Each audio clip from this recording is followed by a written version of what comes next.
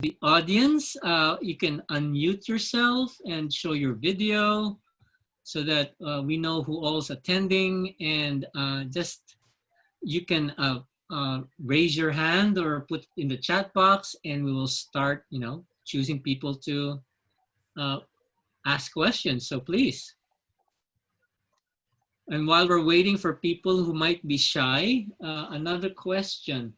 So see, for Tim and Wai, if you're still here, so let's say I'm a developer and I want to develop one of those sites near the TOD.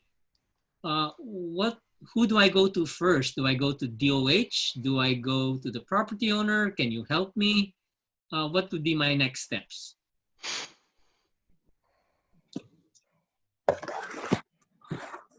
I think the best would be to contact Tim and see if they can use one of his community-wide assessment grants.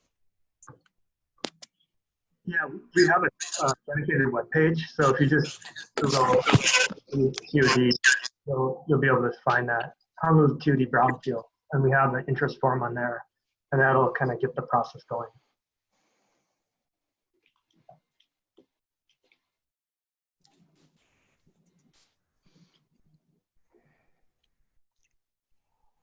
Sorry about, I'm putting on my... Can somebody repeat that? Because it was all broken up. I was just saying, if there is someone interested in participating in the city's Brownfields assistance, that you can just Google Honolulu TOD Brownfield. That should bring you up to our Brownfield webpage on the TOD website. And on that, there's a form, an interest form. You can fill out more information about your intentions. And we can, get a hold of you that way and go from there. Yeah, Tim.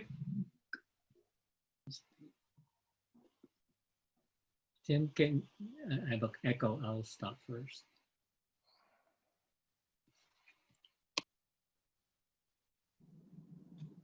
Yeah, Tim, can you hear me? Yes. Can you type in the info in your in the chat box so people can see it? Okay. Any other questions? It's scanning the chat box here. National. Yes. This is Melody. I just want to acknowledge the presence of the people from CNMI and Guam, and they're very good enough to accept the invitation to give a presentation tomorrow. Yes, I look forward to that presentation. Okay, Yeah, here's questions here. Yeah. So a question for Noemi here, several EPA questions. Does EPA funding, can it be used on a parcel that is perceived to be or is contaminated?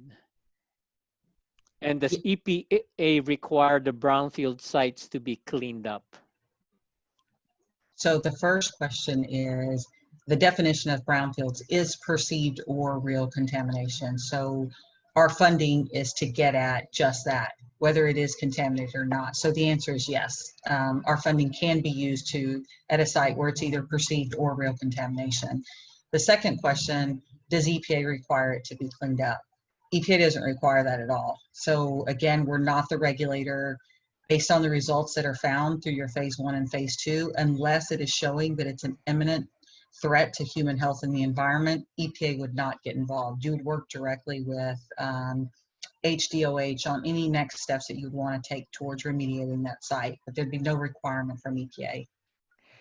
So as a follow-up, and maybe you and Melody and Phoenix can answer these together.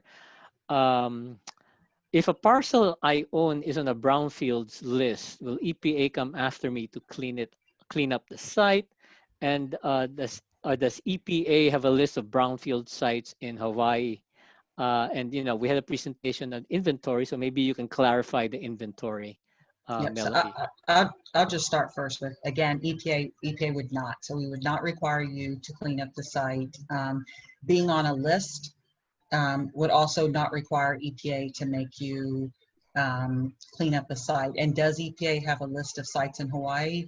We do not. The only list that we would have of what's been done in Hawaii is where our funding has been used. So the list of sites that we have would only be a list where EPA funding has been used. So it would not be an exhaustive list somewhere in Hawaii. And some even sites that are on that list may show that they're not contaminated. So being on a list doesn't mean that your site is contaminated. The notion of perceived, it may turn out that the site was not contaminated. So just being on the list is not gonna imply that some next steps are needed. And then I'll turn it over to Melody or Phoenix. I'm really glad this question came up because I know it comes up often. So we do identify sites in our database as potential brownfields, as a way for people, and you'll get to see this tomorrow, as a way for people to be able to see what those sites are, because they do offer funding opportunities, and they are sites, that can be ready for redevelopment that we're willing to help with. When things happen, when environmental work is done on a site, so for example, under the EPA, under like the community assessment grants, and those data do come to DOH, we do put those data, when we have data associated with a site, we do put it on our iHear system, part of our public system. We do not necessarily have to list that as a brownfield site, but we get records about what information is on the site. We do make that publicly available as part of the open records law for our state. So again, that doesn't necessarily, and so in fact, we had a question about a couple of folks who were concerned. So those sites are in our database, but they are not identified clearly as brownfields. So if you go do a search for brownfields, but again, that's not a bad designation. That's a perception of a bad designation, but it really just means this site is a place that you could get funding to look for, see if there are any issues, and for redevelopment planning, et cetera, as was discussed earlier. Thank you. Another question here, and I think this is a follow-up to Noemi's comment earlier about DOD sites. I guess I will paraphrase it, Noemi. Sure. Under any circumstance, can a DOD, a current or a previous DOD site ever receive EPA funding? Right, so I'm going to answer it, I'm going to split it. So a current DOD site can never receive funding. By statutory law, as part of the Brownfield statute, sites that are owned by the federal government cannot receive the funding. Now, a former DOD site has the potential to receive funding. So it depends on what is defined by that former. So if the former DOD owned it, they did whatever it was, the cleanup that was required of the site has now been closed out. They have a finding of suitability to transfer the property, and it has been transferred to another entity, whether that be the state or whether that be a unit of government, then Brownfield's funding can be spent on that site. But if it's a former DOD site and it is still sitting in ownership by the federal government, whether that's the Army Corps of Engineers or some other federal agency, it would not be eligible. Okay, thank you so much for Yep. clarifying. Now, go ahead. A little bit to add on that as well. So we've been talking about funding that goes directly. Phoenix, can you speak closer into your mic because we can't pick you up? I switched my headset. There, Can you much hear me okay better. now? Okay, sorry about Oh, that. So we've been talking about EPA funding going to do area-wide and site-specific cleanups. But an important part of funding that we haven't talked about is that the EPA also sponsors the HERE office. I think maybe Sven had mentioned that before with the 128A grant. And we can use that towards a number of activities, including brownfield activities. And so that's where we have started using the brownfields concept with UXO sites. We'll hear more about this tomorrow, but it doesn't have to do with the cleanup itself. Military is fully responsible for that, but really we have engaged on the front of the fact that there are still some residual risks that made HUD very nervous about providing any funding to affordable housing on the Big Island. So we were able to take our brownfields resources that we had from EPA and really spend time and effort working with HUD, with county governments, et cetera, to figure out how we could get around that and how we as the Department of Health could help mitigate the remaining risks. And the way we were able to do that is, as you heard talked about earlier today, environmental hazard management plans. When DoD gets done with the site, it's all cleaned up under their plan. The property doesn't belong to them, so they can't put controls on it. So we don't give DoD an NFA, but we say, property owner, if you are willing to both follow this area-wide EHMP and also put controls on your property, we are willing to give you an NFA. Still with institutional controls, there are things they have to do. And then HUD has said, okay, that relieves our concerns.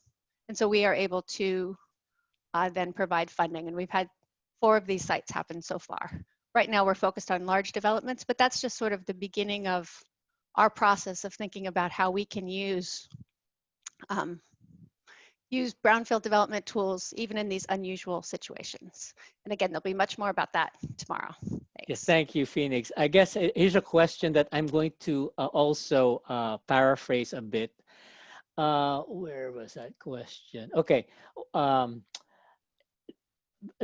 Biggest challenges unique to Hawaii in remediation, assessment, and or really a remediation and assessment. And I guess I will add to that is that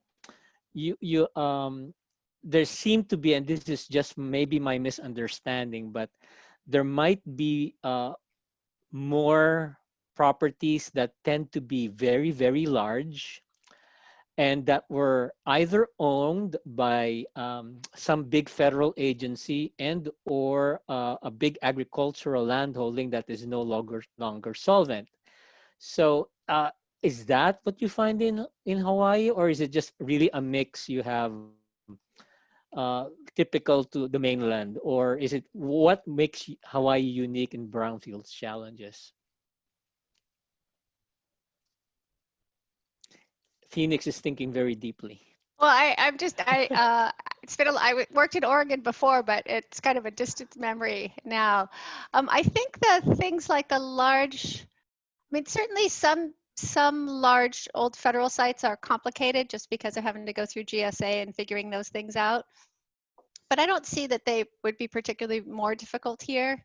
And the large landowners, so we have old agricultural lands, but a lot of those are owned by both small and large entities. And we have very clear processes for how to manage those kinds of risks.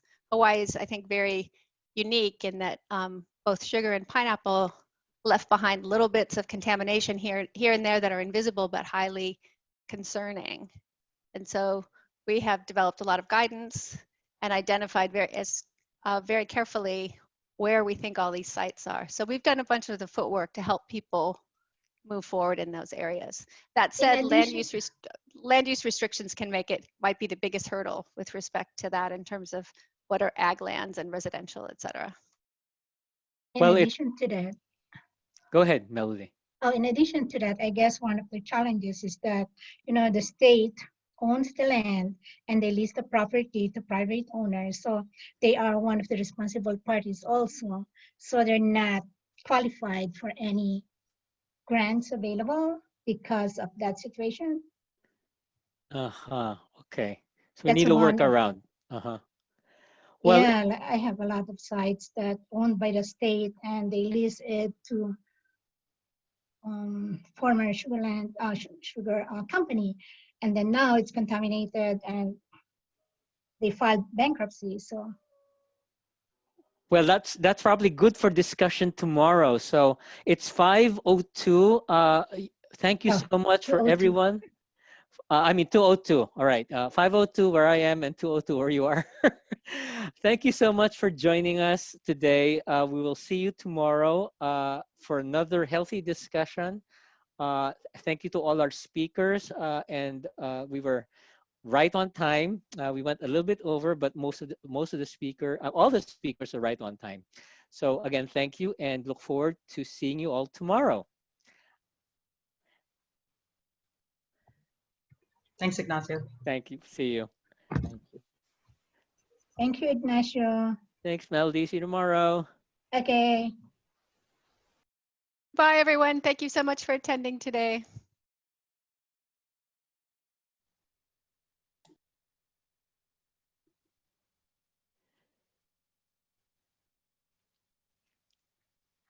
So Phoenix, I'm still here. How about that? You know, yeah, we get a lot of those state sites question, and it's unique to Hawaii and just a few other states. So we need to work around there.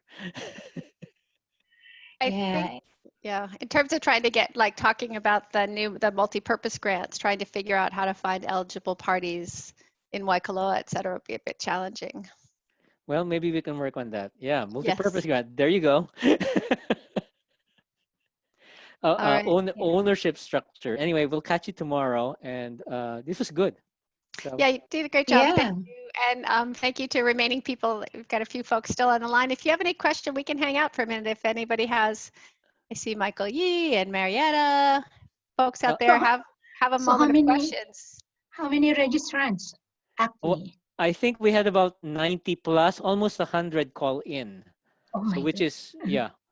So That's that's really good. It's much better. Usually we have a 50% drop off rate, but we had more than 60% people tune in. Yeah, you did a good job, Ignacio. Oh, right. Well, I hope I can wake up tomorrow morning. I've been up since 5 o'clock in the morning here. So that's 2 o'clock your time. And I have an 8 o'clock meeting tonight. It's a long day. Wow. All right. Well, thank you so much. Okay. I'm going to sign off now so I can get some stretch, Sleep. and we'll see you tomorrow. Okay, more options for talking then as well. Right. Yes. Maybe. Okay. Okay. Thanks Bye. all.